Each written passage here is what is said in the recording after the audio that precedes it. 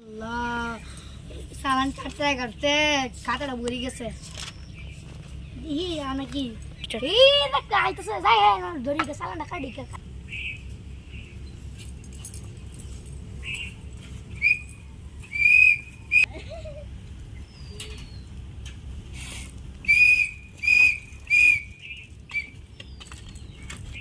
licence গো licence আছে licence দে হ্যাঁ licence নাই